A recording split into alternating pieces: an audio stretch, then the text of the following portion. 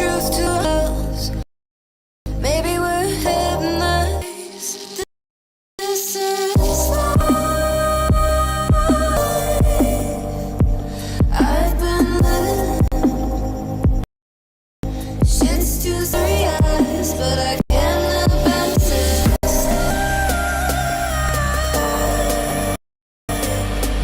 I've been living,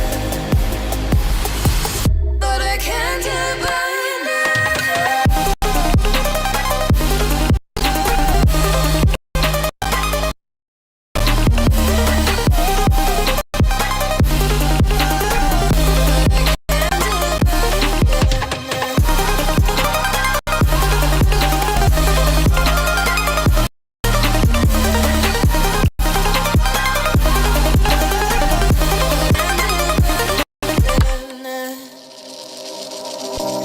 With our eyes wide open, we won't miss a thing that you're doing. You better watch what you keep from us. For it's too late to go.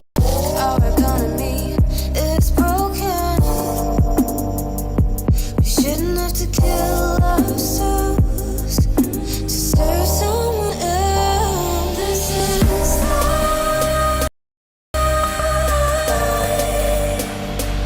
I've been living, but I can't abandon it.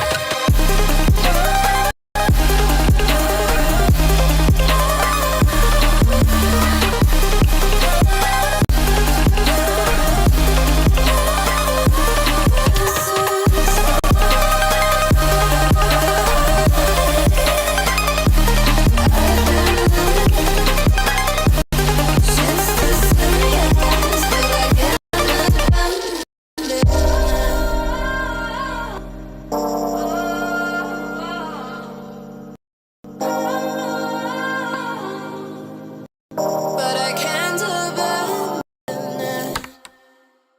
I'm so sorry.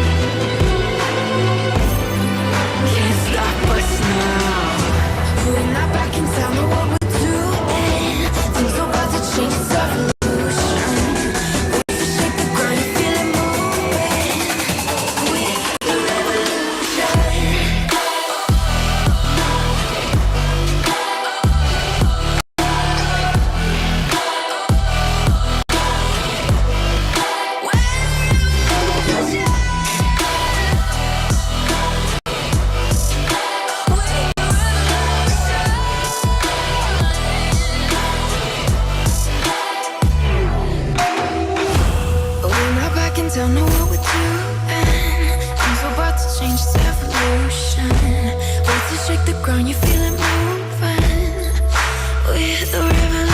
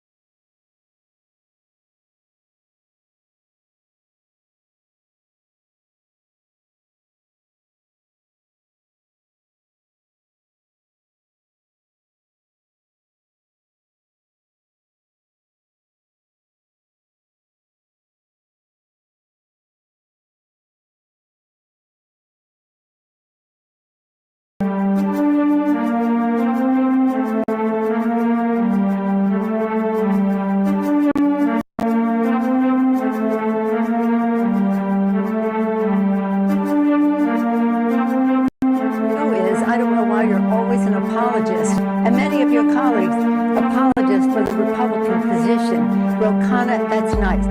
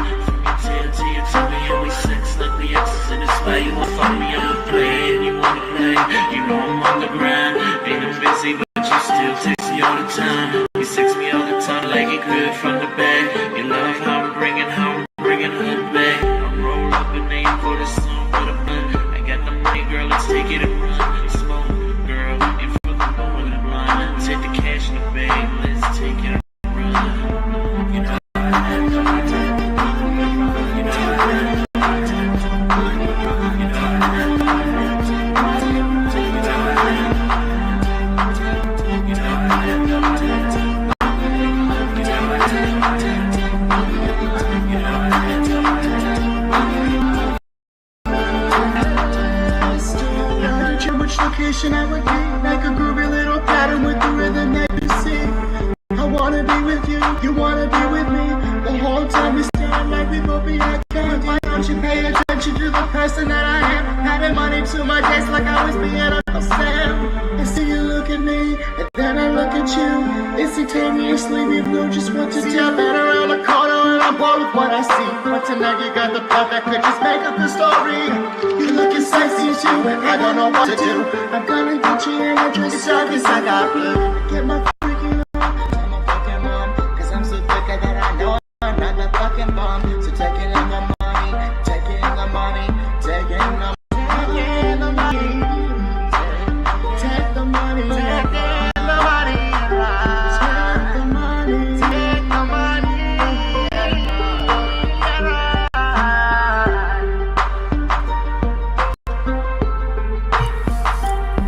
This time in nation politics, coming at you. Free thinking, innovative, open-minded.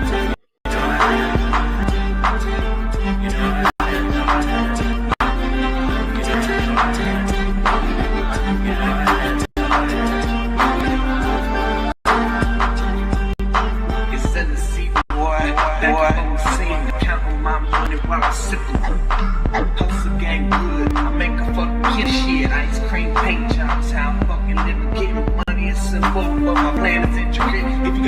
hustle, boy. You need to diversify your shit. I'm it. A little bit gets up 2 times the money on my mind when I rhyme, argue with myself. How much to get? How much do we get, guys? How much do we take? Thanks for joining me today. It's the weekend, guys.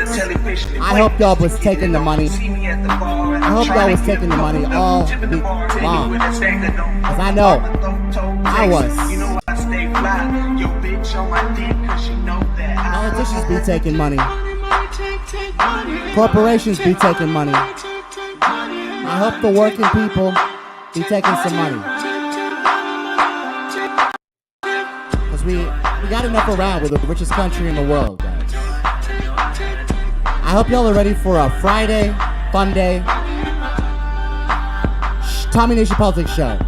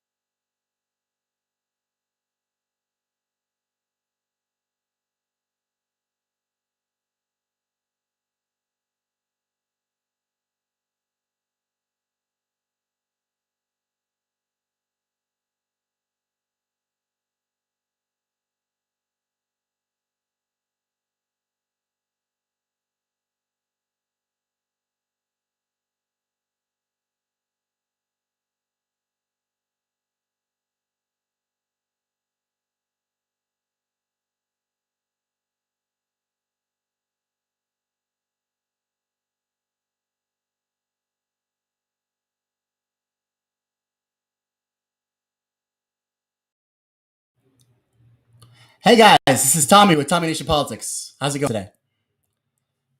This is your independent progressive media. It's Friday. I hope y'all are being free thinking, innovative, totally open-minded.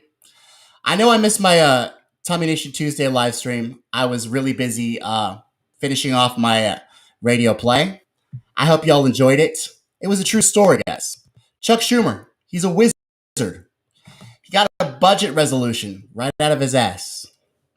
Apparently, the Senate committee rules 305.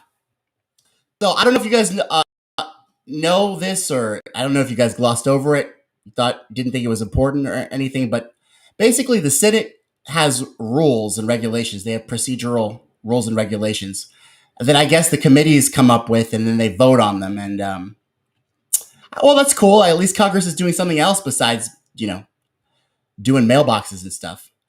But apparently, not since the 30s was this budget resolution retrigger happening. And it's because they didn't do a budget resolution for the fiscal year of 2020. Republicans, bro. They're always talking about conservatism. They're always talking about the deficit. They're always talking about trade and shit, but they can never manage to pass a budget. They can never manage to curb the trading. I mean, Trump, in his 4 years of the presidency, he couldn't curb the outrageous costs of the medicine coming in, drugs. Literally, guys, you could go to Mexico. You could buy insulin for like a third of the price here. We're being raped every which way. The politicians have polluted our waters. They've destroyed our principles and our values. They've outsourced our jobs, and they continue to make profits off of all of our suffering. That includes drugs. That includes healthcare. That includes the jobs program and the infrastructure bill. So that's the big thing coming up. It's all a part of the framework. So I'm always a pessimistic person. And I'm always wondering what the hell these guys are up to.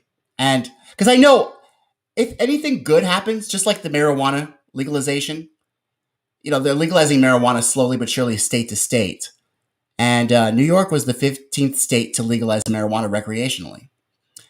And then all of a sudden I heard on MSNBC, that Chuck Schumer, he just wants to go ahead and take it down to Schedule 2. I'm just like, what's all the fuss? What's all the hubbub, guys? You guys don't give a shit about us. Why are you caring about marijuana? In the back of my mind, I was like, maybe they know that we've suffered enough. You've robbed the Treasury 5 times, and you locked us in our homes, and you took our jobs away. So maybe they're just going to let us smoke pot. In the back of my mind, I knew there's always an incentive for these politicians to do anything, and it's not us, because we're not paying them. But guess who is? MedMen and all the dispensaries. So the Safe Banking Act was voted on in the House. It's an act because basically banks have rules. They have to do legitimate business. They can't be seen with sex traffickers. They can't be seen with drug money. Drug money is confiscated to the DEA. Sex trafficking is reported to the FBI. And, banks are on the up and up. They want clean money. No, they don't want laundered money, right? So the big marijuana dispensaries have had a lot of trouble, getting their deposits in. They have to do with everything in cash. You can't use a credit card when you go to the dispensaries. So it's pretty hassly. And plus they get robbed. It's a danger. So what the dispensaries decided to do is they decided to put their money where their mouth is and challenge the alcohol lobby, which has been keeping the marijuana illegal this long. And also, the neoliberal policies and the fact that our country was founded on racism and genocide of Native Americans. Whatever, be that as it may, the only thing that gets these politicians to move is the almighty dollar. So what did they do when MedBin kept calling? And the other dispensaries, they take money, take money. Take money, take. Guys, it's all so disgusting. There shouldn't be money in politics, but at the same time, I do admire the tenacity of our politicians just going after a dollar. I bet if I hooked up, if I got one of those, fish, I'm not a very outdoorsy guy, can you tell? If I got one of those fishing poles and I put $100 bill on the hook and I cast it out in the Capitol Hill, I bet I could catch me a Pete Buttigieg. I bet he'd be going after it. Oh, was that $100 bill? What can I do for you? Can I be your Secretary of Transportation? I mean, the way these guys bootlick, bro, it is a grind. It is a hustle. So, some mad respect. They are savages and total troglodytes. But at the same time, guys, goddamn, can they go after that shit? I mean, for real. For realios. So, talking about the neoliberal framework today. I hope you guys sit back, relax. The chat is open. I want to talk to you guys. I want to communicate with you guys, okay? Don't make me monologue by myself, because then I feel like I'm a self-bloviating politician. Okay? I don't want to be a self-bloviating politician. People keep asking me, they're like, you should run for office. You should really run for office. Put your money where your mouth is. Run for office. I'm like, yeah, so it's like if you found a turd on your carpet and you're like, the solution is I'm going to be a better turd on the carpet. That's going to be my thing. I don't know about that, guys. I don't know if running for office is the solution. I think, honestly, just taking out the trash, the Republicans and the Democrats, I think that's probably a better solution. What do you guys think on the chat? Let me know. I don't know, guys. It's weird. Run for office. Why? So I could be corrupted and then fuck you over myself? Okay. Sounds like a plan.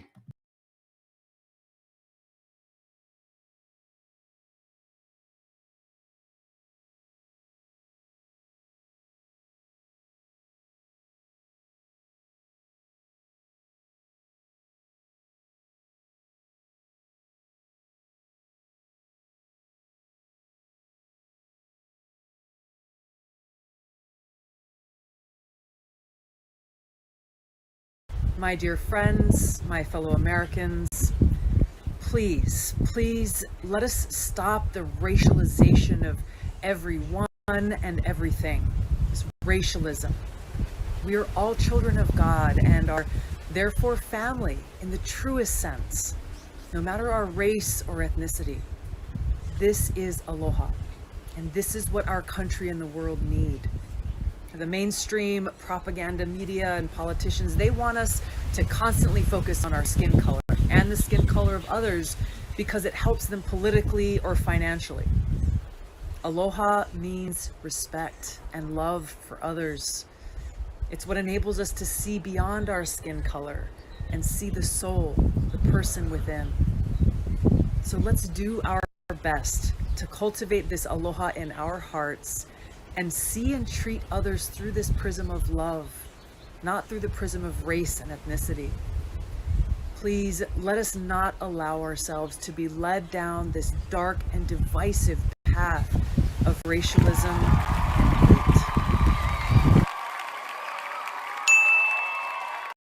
Inside the system, did we change it? By having people elected, by having No, people elected? well, there's nothing wrong with it. I mean, if you can get a senator who's a nice guy, that's better than having a senator who's a rotten guy. But there are very sharp limits on what you can do. I mean, these are institutional facts. I mean, like, say, take a corporation.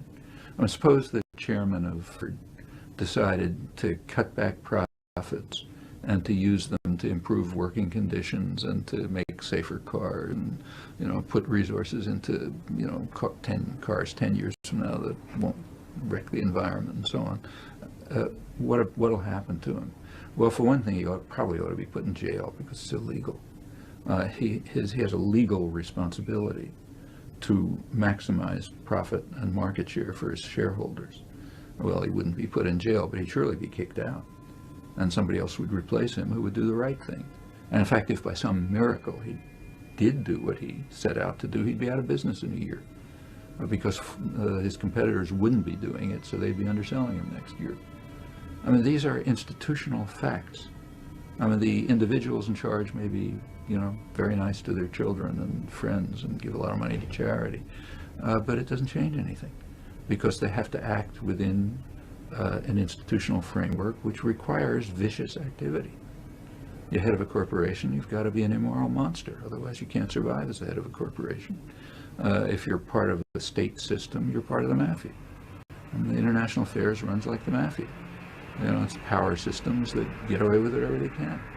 The United States is more violent because it's more powerful.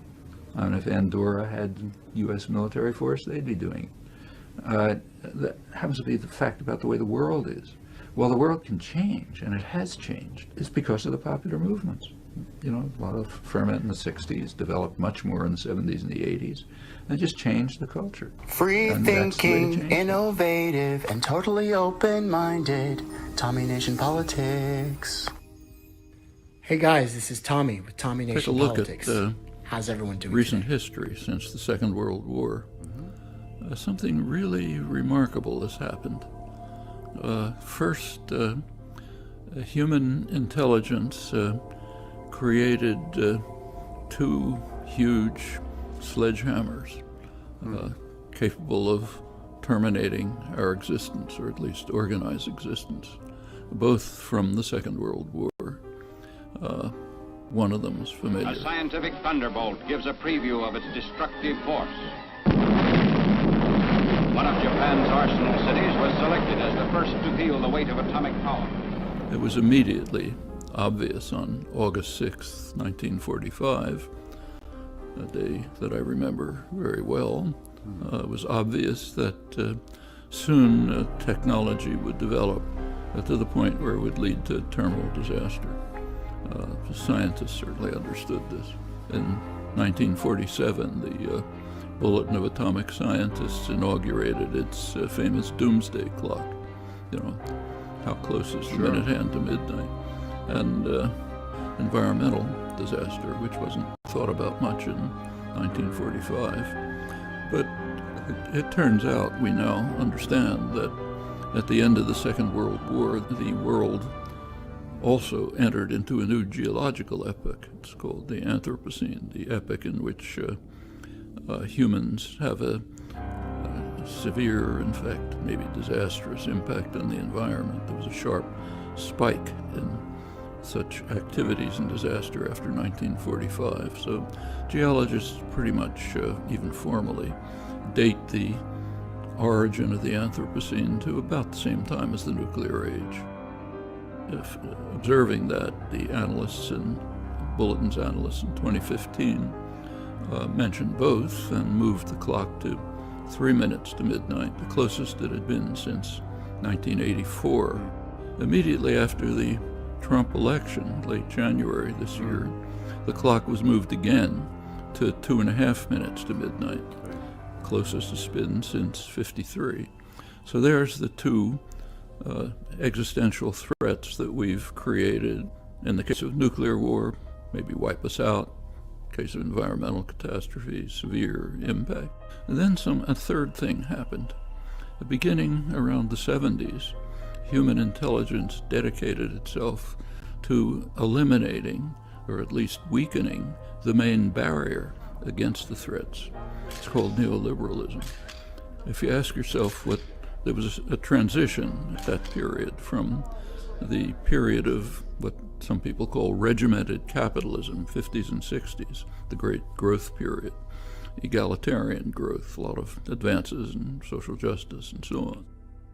That changed in the 70s and with the onset of the neoliberal era that we've been living in since. We deregulated the airlines, we deregulated the trucking industry, we deregulated financial institutions, we decontrolled oil and natural gas prices, and we negotiated lower trade barriers throughout the world to get rid of needless and burdensome federal regulations, which benefit nobody and which harm all of us. And if you ask yourself what this era is, its crucial principle is undermining mechanisms of social solidarity and mutual support and popular engagement in determining policy. It's not called that. What's called is freedom. And I'm not in favor of fairness. I'm in favor of freedom. And freedom is not fairness. Fairness means somebody has to decide what's fair. But freedom means subordination to the decisions of concentrated, unaccountable private power. That's what it means. The institutions of governance or other kinds of association that could allow people to participate in decision-making, those are systematically weakened. Margaret Thatcher said it rather nicely in her aphorism about there is no society, only individuals. She was actually, unconsciously no doubt, paraphrasing Marx, who in his condemnation of the repression in France said the repression is turning society into a sack of potatoes. Neoliberalism. Simply, neoliberalism is the idea that society should be shaped by the free market and that the economy should be deregulated and privatized. Or even simpler, what works in the private sector will also work in the public sector. But it doesn't stop there. Neoliberalism also involves the idea that the public sector should not only follow the private sector's rules, but it should also subsidize the private sector, which we know is now owned by fewer and fewer global capitalists. While neoliberalism began to reach its current heights in the late 1970s, it has its roots in Enlightenment liberal humanism, or classical liberalism, the belief that people were free to live their lives without a great deal of interference from the government. So what does neoliberalism have to do with classical liberalism, and why does it matter? Well, neoliberalism isn't really new itself, but is a new take on classical liberalism. Neoliberalism uses the language and tenets of classical liberalism in ways that now benefit large corporate interests.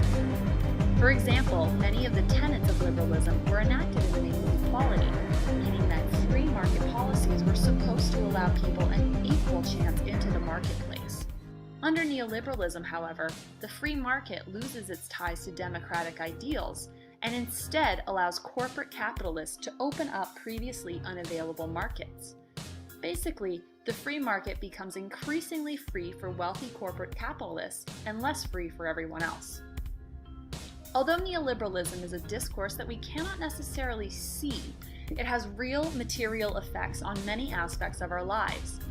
Let's take the American public education system as an example of how business interests have infiltrated public systems. In the past, public schools were set up to offer a free education to promote the liberal humanist ideas of liberty and equality. But with the rise of neoliberalism and in turn education reform movements, the lines between public and private education have been blurred. What we now see is heavy private investment from private individuals and corporations. In the name of liberty, neoliberals use the business-laden language of choice, free market, and deregulation to dismantle and then reconstruct public schools in a corporate image. This all happens through the use of language that sounds lovely and freeing, but ultimately doesn't prompt too many questions from the general public. As corporations take a stronghold in the public sector, we also see the reciprocal investment of public school dollars into private companies. Not familiar with the education system? That's okay, you don't have to look far to see neoliberalism at work.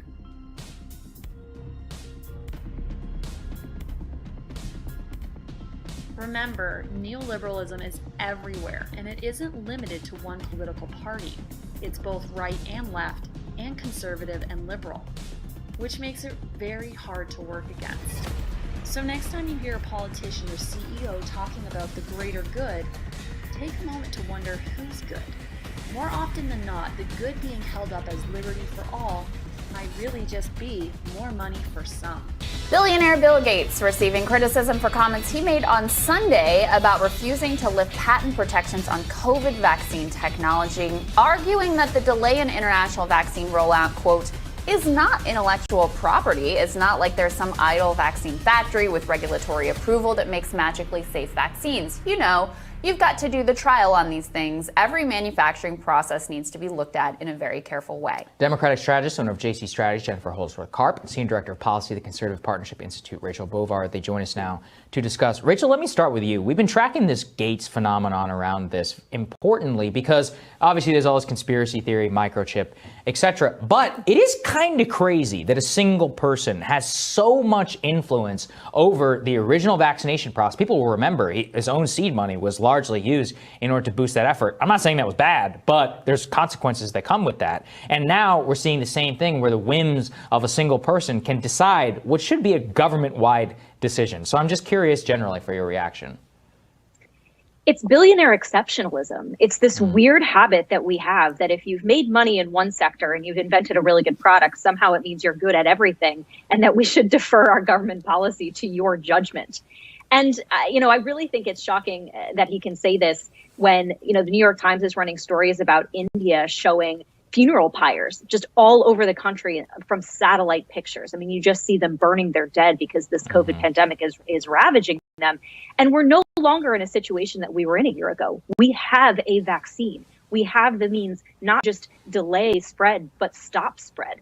Why we are not, rolling out the carpet to get this everywhere in the world, because we are there now. At the point in the country, we have, mass vaccine availability to Americans. It has always been the American way that once we are set, we share with others. And I saw yesterday, I think Biden is now going to start exporting 60 million doses of the AstraZeneca vaccine. That's American leadership. It's something we can do and we should do. Bill Gates' self-interest has no place here.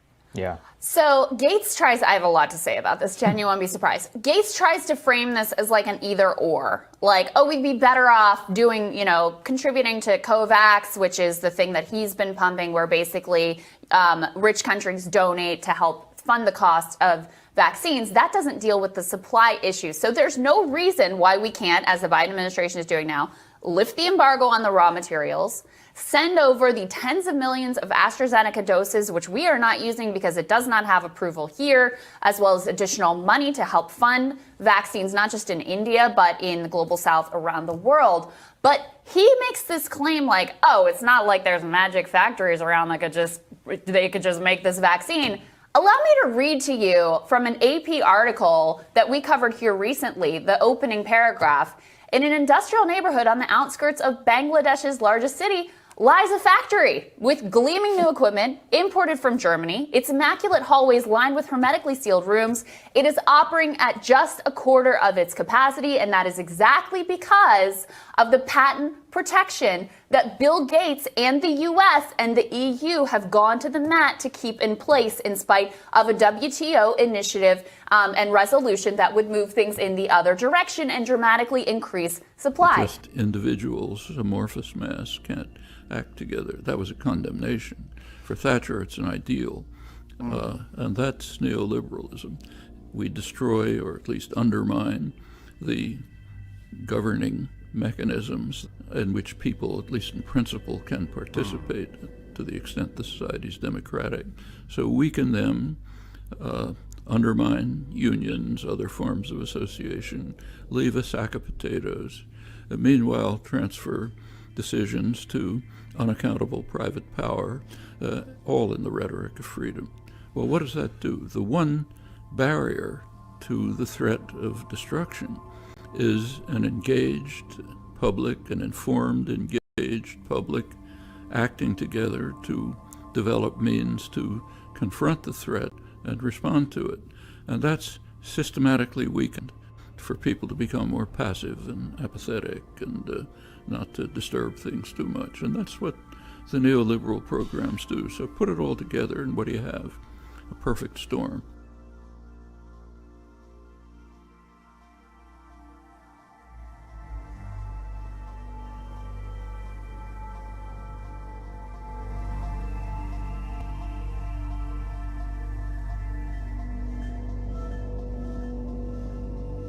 Very simple. It's all in front of our eyes. All you have to do is look. It takes no profound intelligence, takes no special insight. Just look at what's in front of your eyes. It's right there. And in fact, I think a lot of people see it.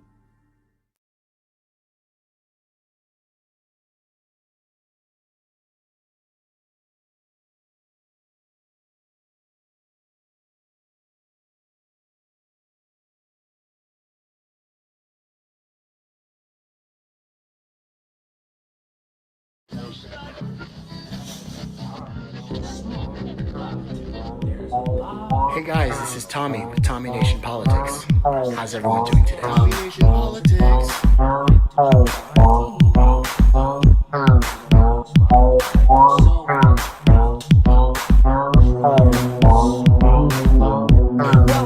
Wednesday night, on the eve of his 100th day in office, President Biden gave his first speech to a joint session of Congress with attendance restricted to just about 200, 1,600 people usually fit in, to allow social distancing.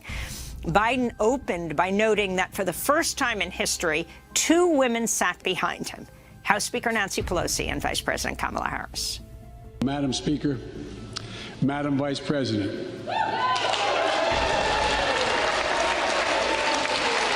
no president has ever said those words from this podium. No president has ever said those words, and it's about time.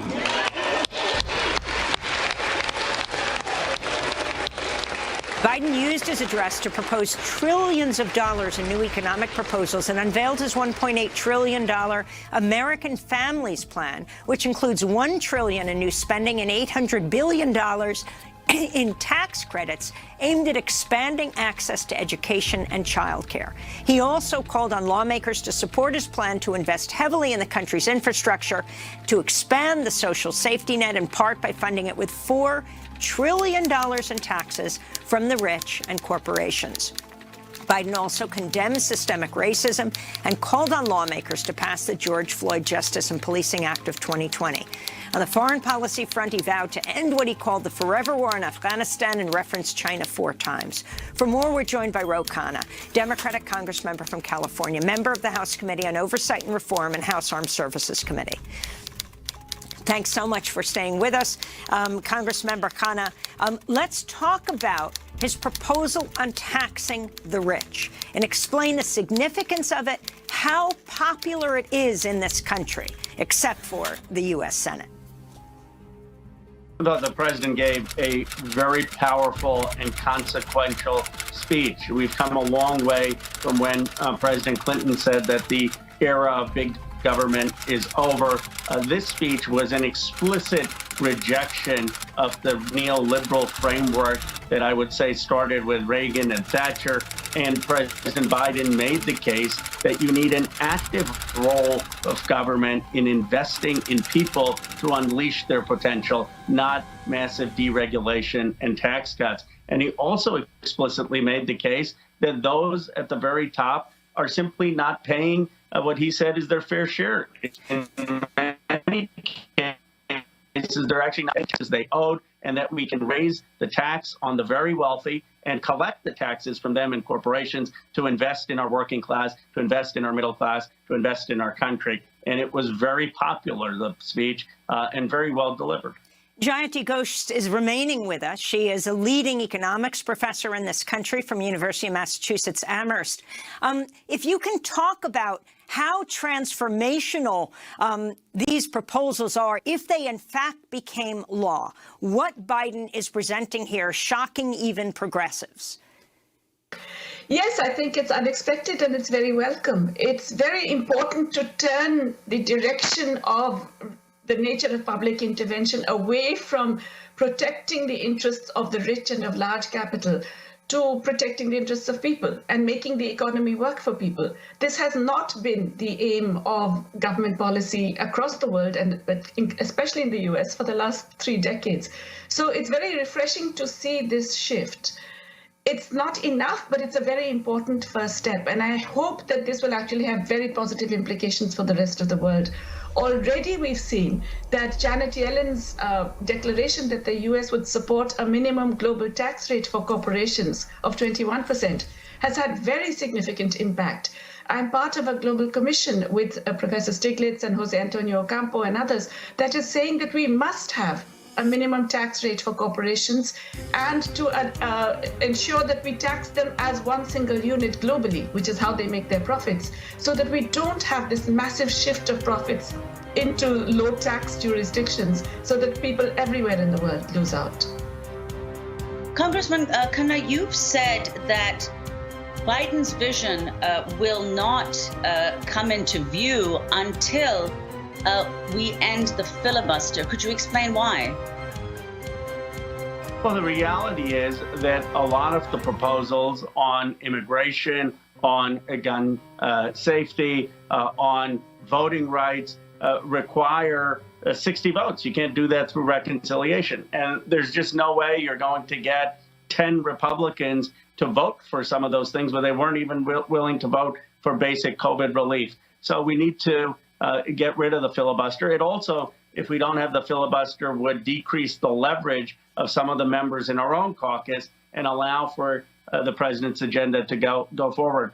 But I agree with Professor Ghosh in the transformative nature of the speech. I mean, it's sort of like Amartya Sen's ideas or Professor Ghosh or others' ideas are finally ascended. This idea that you don't just have government spending on the military, still 53% of our budget, that your investment in education and healthcare is actually freedom enhancing, that it's actually what you need for people to have true freedom in a society, and it's good for economic growth. And so when you look at the philosophical framework that Biden is adopting, that is a dramatic shift in the right direction for our country and the world. Professor Ghosh, could you talk about, you mentioned that Biden's proposals would have a positive impact globally. Could you say a little more about why you think that is? I think the tax proposal for minimum corporate tax globally is very important and will have a very positive impact. The other aspects, unfortunately, I don't think would necessarily have a positive impact. Certainly, the US economy growing will help all other economies grow. But it's very important for other countries to have the options for public spending that are so easily available to the United States. And for that, you really need the United States to be actively participating in global architecture changes, which again, Professor Stiglitz and others have called for. We need to ensure that there is, for example, a very large issue of special drawing rights by the IMF that will make more finances available to developing countries. You have to do something about a whole lot of sovereign debt that is simply unpayable. You have to restructure it so that many developing countries who are massive debt burdens, not for their own fault, can really now get on with not spending all this money on debt service, but spend it on health and on people, on employment, on education. So I think that the US still has a very important global role to play.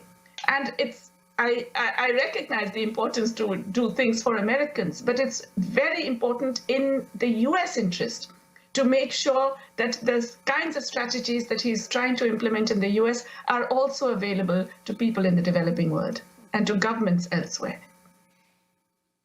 Congressmember Khanna, are you concerned? I mean, on the one hand, you have President Biden forcefully talking about ending the forever war in Afghanistan. You've called for a slashing of the Pentagon budget. He's calling for an increase of the budget. That he's just shifting the possible military might, setting up a kind of Cold War situation with China and Russia. He talked about China a number of times in his speech last night. Can you talk about how you redirect that? And also about, his taking on white supremacists, calling them very directly terrorists at home. Well, I was disappointed in the president's defense budget. I mean, the defense budget is still 53% of the federal budget. And I think that is a over-prioritization of defense over the investments that we need in education, in healthcare, in infrastructure, and makes it more difficult to fully achieve the vision that he is talking about.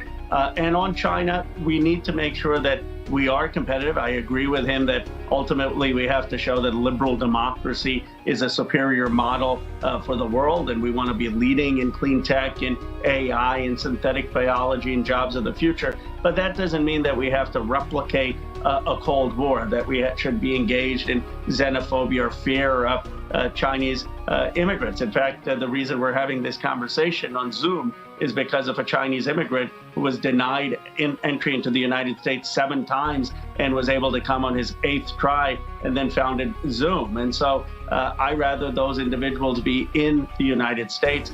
We win when we have collective advances on science. If he wants to solve cancer, we have a better chance of doing that if it's not just American scientists, but scientists around the world. So there have to be on areas of disease, on climate change, international cooperation. We ought not to replicate the paradigms of the 20th century with colonialism and Cold Wars into a 21st century. So let's compete without making that Cold War framework. And very quickly, Congressmember Khanna, why won't the Democratic leadership move in the Senate on the filibuster? It's clear this all cannot happen without that gone.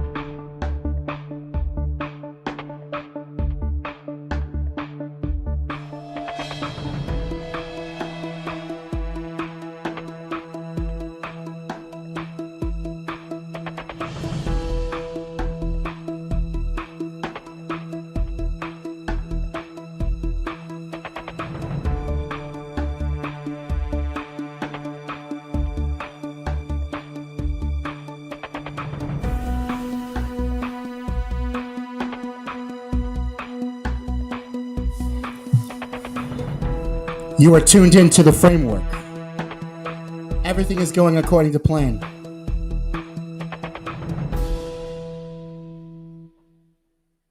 Sometimes our enemies are disguised. Hi guys, this is Tommy with Tommy Nation Politics. How's everyone doing today? Good? Good. As your friends. I feel like I haven't seen y'all in forever. I know. I was working on that How to Succeed in Politics Without Really Trying radio play. I hope everyone enjoyed that. And I hope that everyone's going to www.tommynationpolitics.com to check out my videos. Hit the bell for notifications. Make sure that you know when I'm sending out a video, because it's your progressive, independent media. Free-thinking, innovative, and totally open-minded. Here, you, for the people. Just for the people. We the people. It's very important, guys. Also, if you want to send me some messages, if you want to get on the show, if you want to send me some insight, always go to our Facebook page, facebook.com/Tommy Nation Politics. I hope everyone's having a good Friday. I know I had to take a break on the Tommy Nation live stream for Tommy Nation Tuesday to finish work on my radio play, but I think it went well. It was a very tumultuous experience. An artistic arrangement such as a radio play, it's kind of like giving birth, you know? Can't wait till it's out of you. But the news always continues and the show must always go on. And we had some happenings in the news, guys, so I thought we'd do a little rundown. It's going to be kind of the theme of the next few weeks because we have a new budget resolution. Y'all were watching that How to Succeed in Business or Politics Without Really Trying play. Senator Majority Leader Chuck Schumer has found a new parliamentarian maneuver. And will it work? Well, we'll see, because this is all culminating into fruition. And at the time Chuck Schumer is getting his little snarky, intelligent, bookwormy self to another budget resolution, we also have Joe Biden on the eve of his 100th day in office. President Joe Biden gave his first speech to a joint session of Congress and proposed trillions of dollars in new economic measures. He unveiled his $1.8 trillion American Families Plan, which includes a $800 billion in tax credit aimed at expanding access to education and to childcare. He also called on lawmakers to support his plan to invest heavily in the country's infrastructure and to expand the social safety net, in part by funding it with the $4 trillion in taxes on the rich. It seems like a plan that might not be doable unless he were to raise taxes on all Americans and not just the corporations, which, by the way, they're paying right now $0 in federal income tax. Amazon, $0 in federal income tax. So any federal income tax on corporations would be better than what we have now. I guess that would be progressive if we want to just like really dig deep down. But it's very important to turn the direction of the nature of public intervention away from protecting the interests of the rich and large capital to protecting the interests of the people, guys. That is the crux of it, the framework. We are living in a neoliberal framework since the 70s, as Chomsky was stating to you, and how all of the things went about, the laissez-faire economics, the free market, culminating to a government that doesn't work for any of us but the few. And the fish rotting from the head down, law enforcement doing the same. So the last 3 decades, we've had neoliberal policies, laissez-faire economics, and a free market that was not so. So, as you also saw on the video that I showed, the pre-video, guys, there was a part with Ro Khanna, Congressman Ro Khanna, and Amy Goodwin of Democracy Now! I'm a huge fan. He said Biden's speech was an explicit rejection of neoliberal framework. An explicit rejection of neoliberal framework. Call me cynical. We'll see. In his first address to Congress, Joe Biden got some facts wrong, and he stretched some others, mainly repeated claims we have heard before. Biden said he inherited the worst economic crisis since the Great Depression, but when he took office, the economy was recovering from its low point of the pandemic. He also repeated the claim that he traveled over 17,000 miles with Chinese President Xi Jinping. He never did that. Biden referred to the American Jobs Plan creating millions of jobs, generating trillions of dollars in economic growth. The jobs estimate might be accurate, but the economic growth projections are mixed, and we still have no real details on what this infrastructure bill consists of. It's a very puzzling scenario, especially since the mainstream media isn't bothering to even find out the details, but to just look off Press Secretary Jen Psaki's notes and to report those as the truth. Which, by the way, doesn't make you journalists. It makes you propagandists. Yeah! The president said he is restoring the program to address the causes of migration from the Northern Triangle countries that last administration decided was not worth it. When you're referring to the Taiwan and the battleships and that kind of conflict, although funding for the initiative declined and was delayed during the Trump administration, it wasn't completed. It wasn't completely eliminated, as Biden's remarks may have suggested. Yeah, that was the Trumpster. he could never get a goddamn thing for Congress to fund. Didn't fund his border wall. Almost didn't fund his freaking stimulus. And did you see the mainstream media, guys? Oh my God, $2 trillion, the deficit when Trump signed the CARES Act. Well, guys, this infrastructure package is growing incrementally up to $6 trillion. The New York Times is calling Joe Biden the $6 trillion man. With pride. They're saying with pride. Oh, Biden said the vast majority of the over 11 million undocumented folks in the U.S. overstayed visas, but immigration experts estimate that most of the U.S. illegals cross the southern border without authorization. That's also a lie. The president claimed that the 1994 assault weapons ban, which expired 10 years later, worked, but the academic evidence has never been clear on that. And so here you have a quintessential speech from Joe Biden in his first State of the Union address, which rings and mirrors very similar to his acceptance speech in the Democratic National Convention. Y'all remember that fake-ass convention with the fake-ass dress, and his wife looked like she was wearing a curtain. It was all very weird and fake. And so was the pandering. The pandering to women. It's about time! We had a Madam Secretary, we had a Madam Vice President, and we had a Madam Speaker of the House. It's about time! Look, buddy, look fat. Guys, besides hearing the old same cliche Bidenisms over and over again until you can say it with him, and the mirrored reflection of his face as the dementia-riddled old man tries not to say "God damn it" or insult someone, I have to be honest with you guys, I kind of really appreciated the classic Bidenisms. Like, he said a lot of things like, life can knock us down, but in America, we never stay down. Because we do push-ups. You want to do some push-ups, America? Look fat. You know the thing. Also in his speech, he touted American Rescue Plan, the vaccination numbers and establishments of vaccination sites, of course, diversity, banning assault rifles. He called for some neoliberal version of police reform. The most important word when it comes to climate crisis is jobs. Jobs, jobs, jobs. It's the most important word when it comes to the climate crisis. That's what he said. So I don't know what that means, but the correspondents and journalists in the White House press are doing a disservice to the American people, as well as neglecting their duties as the fourth estate when they proceed to report the various inflated or advertised political talking points that spread like propaganda via the press secretary, Secretary Psaki. And this is why they are not journalists. They are propagandists, guys. So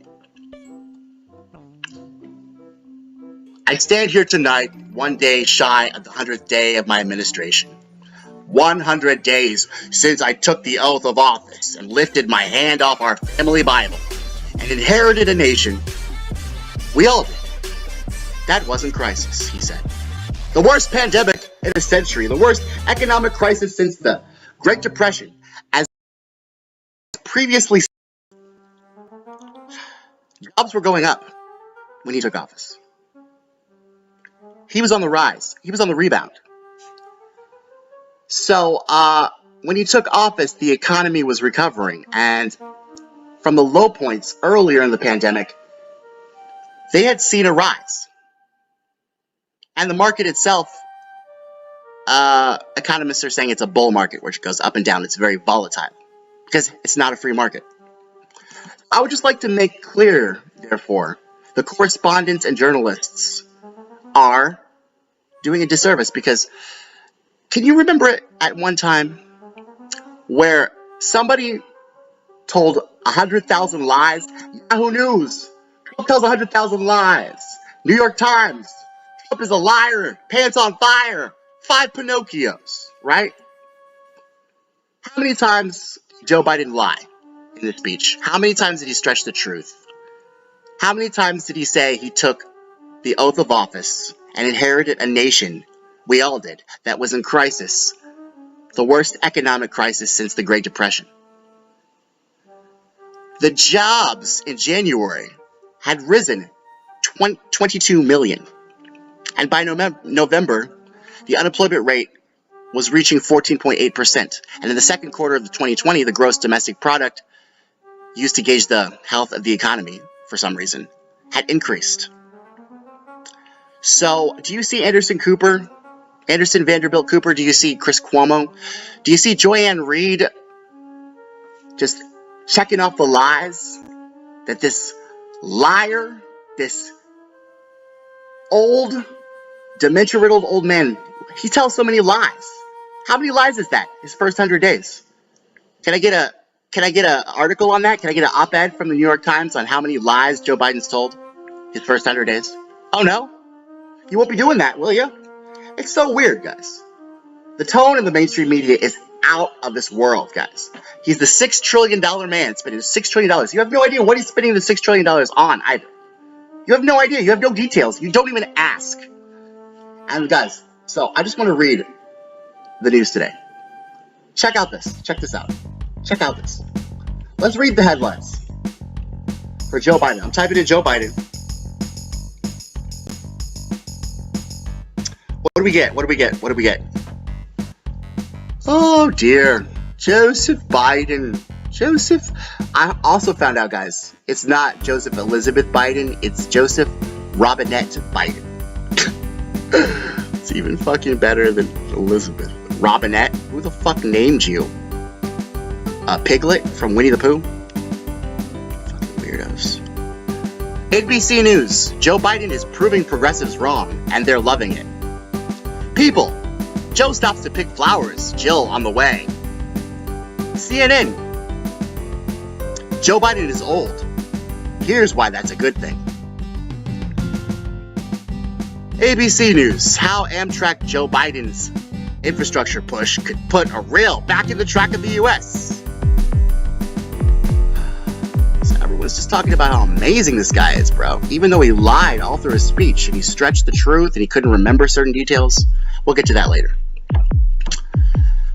This little nuance might not have crossed your mind, guys. All the media tone change. But I know what mind it did cross. A former president who was destroyed by the lapdogs of the puppets of the rich. A la Donald J. Trump.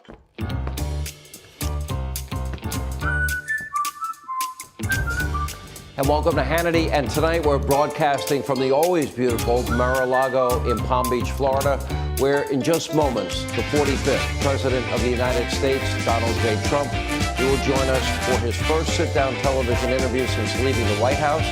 No topic is off limits. No question is off the table.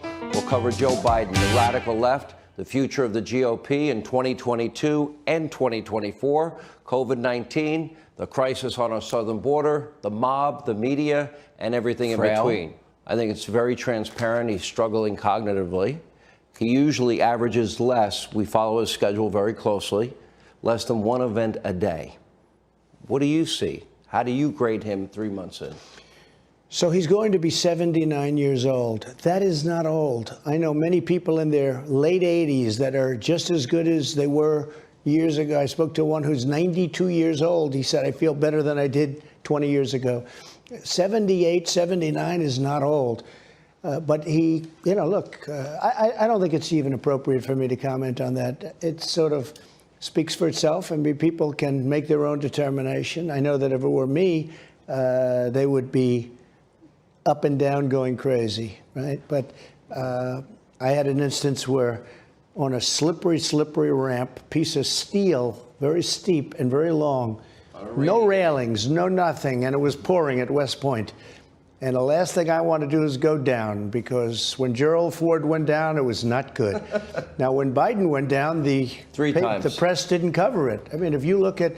Well, in fairness, his aide said that the wind, it was very windy, the wind might have blown him over. Did the wind ever blow you over when you were... Air Force One is a very big plane, and usually what they try and do is shield the wind. You know, when they park it, you can turn it at angles, and so you don't ever have too much. I've never seen too much wind. You can get a little windy, but not the kind of wind that blows you over. But if you look at mainstream media, or as you say, lamestream media, they didn't cover that. If that were a Republican, in particular, if it was me, that would be the biggest story for the rest of the year. But let me ask the question from this perspective, because there are hostile regimes and many hostile actors on the world stage. You got a hostile regime in Russia, hostile actor Vladimir Putin, hostile regime in China, President Xi, you dealt with him a lot. I know. Kim Jong-un, the mullahs in Iran, looks like Joe's already capitulated on that. Now, you know them well enough. I'm sure they're studying Joe Biden. Are knowing what you know, things that I wouldn't know? Are you concerned about their perception of an American president that seems somewhat frail and weak? Well, something's going on, because they never did this with me, that I can tell you. Nobody was tougher on Russia. And frankly, getting along with Vladimir Putin is a good thing. And I got along with him very well. The relationship was very good, very strong. But they never encircled Ukraine. And they never, in Taiwan, China, they never sent warships all over the place like they're doing now. It looks very serious going on with Taiwan. And that's a long way away. That's 9,000 miles away. They're right next to it. That's like, it's like very close. So now something's going on with Taiwan. Something maybe is going on with Ukraine. This never was a big subject when I was president. Wasn't at all. As far as North Korea is concerned, I have a great relationship with a certain man that's got great power over North Korea. And you take a look at Kim Jong-un and the relationship that I developed. That's a good thing, not a bad thing. Getting along with President Putin is a great thing. You know, we should be doing business with Russia. We should be getting along with Russia. Instead of forcing Russia to go into the hands of China, the worst thing you could do is put China and Russia together. And they're together. And they get forced together. The Russian hoax was very, very bad for the relationship that we would have with Russia. But I got along well with Putin. I got along well with President Xi until the COVID came in, or the China virus, or whatever you want to call it. When that came in, it was a hold. But we made a great trade deal. Our farmers are making more money than they've ever made. Wheat prices are the highest they've ever been. They're doing great because China's buying so much. This was the trade deal that we made. But after COVID, trade just didn't seem that important to me, and we did other things, but it was too bad. Let me go to one of your signature issues from the first day, the day you came down the escalator, and that had to do with immigration. You instituted policies, stay in Mexico policy. It worked. You built, I think by the end, over 450 miles of new border wall. Yep. Obviously, walls work. Worked. Then, of course, you ended the practice of catch and release. Now we see the exact opposite. You've seen these images on TV. I say they're Biden's cages. I mean, the media went nuts of Donald Trump is putting children in cages. It turned out Joe Biden and Barack Obama built those cages, and the images were from 2014, not 2018. My question is this. Imagine, well, first of all, your overall take on how dangerous this is. And number two, imagine if you're president and you have, these are Trump's cages overflowing with kids in the middle of a pandemic that, with a high positivity of COVID, what do you think the media, because there's been virtual silence on a lot of the aspects. I would argue if it was a daycare center, you'd be shut down and charged with child abuse. They would not stand for it, and they're playing it down as much as they can play it down. It's a horrible situation, could destroy our country. People are pouring in, but you'll see something as the months go by like you've never seen before. Already it's like you've never seen before. There's never been anything like what's happened at our border. And people are coming in by the tens of thousands. They're walking in. All he had to do was leave it alone. If he left it alone, we were setting record positive numbers, and people would have to come in legally. And you know, the other thing that people don't talk about, human trafficking and drugs. That's doubled, tripled, and quadrupled coming in because that's pouring in right now. Drugs are pouring in. We had it so tight. We were doing so well. All he had to do was leave it alone. Stay in Mexico was a big deal. You know, that wasn't easy to get. We went through court systems. We went through everything. The wall, getting the wall built, and the wall, we're up to almost 500 miles, and completing it was very easy. That was going to be just routine. It would have been done routinely. The contracts were already there, and the materials there. It was going to be done very quickly. And we got delayed for 2.5 years because we were sued by Nancy Pelosi in Congress not to build the wall. I won the suits. We won all of the suits. We won everything. And then they don't finish the wall. The wall is imperative. All of the things that go with the wall, the technology that goes into the wall and with the wall is so imperative. We had it down to a number that nobody could believe. And then all of a sudden I hear this. Now here's something else, that I stopped money going to 3 countries, and then you have Mexico, where I have a great relationship with the president. He's actually a great guy, different philosophy, but a great guy. He put 28,000 free of charge, 28,000 soldiers on our border to stop people from coming in. And if you look at Guatemala, Honduras, El Salvador, we were giving them $500 million a year, but they weren't letting us take back these incredible, whether it's MS-13, but horrible people, gangsters, drug lords, horrible. They wouldn't let them come back. So I stopped payment. I said, how much are we paying them? $500 million, very early on. And as soon as I stopped payment, they called. We would love to have MS-13 back in our country. They wouldn't let us. If a plane was flying over, they'd block the runways. If buses came in, they wouldn't let you into the country. So we couldn't get anybody back. Now we just bring them back. He ended that. Now what he's doing is they want to give billions, not 500 million. They want to give billions and billions of dollars to these countries. I get along with all 3 of them, with the top people, all 3 of them. But they're going to be taking in billions and billions of dollars. And what's going to happen is that money is going to go to people that are going to bring people into our country. One other thing, they're sending us not their best people. They're sending us people that in many cases, not in all cases, are murderers, drug dealers, human traffickers, really bad rapists, really bad people. They're sending us people from their prisons. Those people are coming into our country. And of course, that's just common sense, because all you have to do is take a look at what happened in the case of Cuba, take a look at what happened in the case of other countries. But the 3 countries, you have really some unbelievably dangerous people coming into our country. They're not vetted. You talk about COVID, you talk about all of, that's one thing, but they're not vetted from a criminal standpoint. So we have murderers and rapists coming into our country, and they're just walking in. And just to finalize it, we have people from Yemen and the Middle East coming in, and they're coming in at numbers. Now, they can't come in through the airports. They can't get on a plane. And we had the policy, the ban. We had a ban, which was a great thing, from very dangerous countries. They're ending the ban. They've already ended it, so that people can come in from dangerous countries. But if you take a look at what's happening with the Middle East, many people from the Middle East are coming in through our southern border alongside of Mexico. There were several interesting moments in the back and forth between Biden and the media, but here are the ones that top my list. Biden says he expects to run in 2024, but does not commit 100%.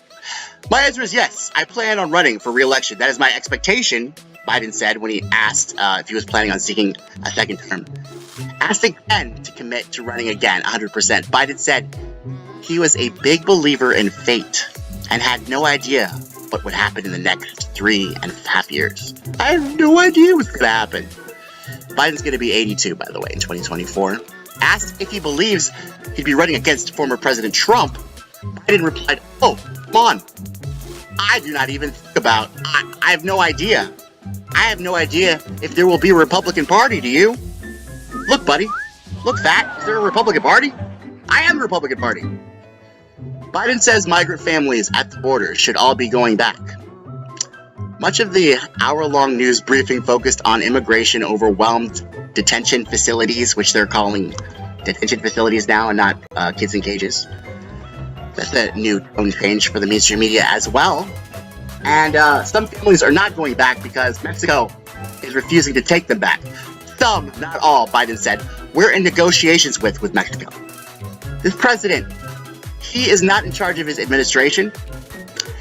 He literally said at a press conference, I could get in trouble if I talk too much. Who is in charge? This guy is clearly not in charge. He's afraid of talking too much because he's going to get in trouble, even though he's the commander-in-chief of the armed forces and the supposed head of state of the most powerful and richest country on the face of the earth. Yet, he has no idea if he's going to run a second term. And he's also negotiating with the president of Mexico, who seems to be winning on taking illegals back from the southern border. This guy, he was a Democratic caucus. That's what I heard. So the U.S. is pending a final decision on whether they will be removed the illegals. Also, he took credit for the Afghanistan withdrawal, which he had nothing to do with. And if it was up to him, he would be staying, because he's a coward, and he's owned by the military-industrial complex. But somehow, some way, Trump, in all of that crazy Russiagate shit, managed to work out a deal with the Taliban. Which, do you think Joe Biden could do that? Wow. I mean, I will have to say, guys, I'm not a big fan of the Cheeto, but I will have to say that was the art of the deal. Did not have but nothing to do with it. And he literally, the day before yesterday, he was trying to make a hard sell to Raytheon about, we gotta get out, we made a deal, we have to abide by our deals. Not like back in the day when the Native Americans and shit. Now we're abiding by our deals. Oh, also guys, something else. Biden says he agrees that the filibuster is Jim Crow relic. He might back changes. Oh, wow. Well, Biden said the 60-vote Senate was being abused in a gigantic way. And Obama's assessment that the filibuster was a Jim Crow relic was absolutely, positively accurate. So, he said the filibuster was a Jim Crow relic and that the Georgia Jim Crow voting laws were Jim Crow relics. Our president really loves talking about the Jim Crow era. I don't know why. Biden said Thursday he strongly supports reforming the silent filibuster to a talking filibuster.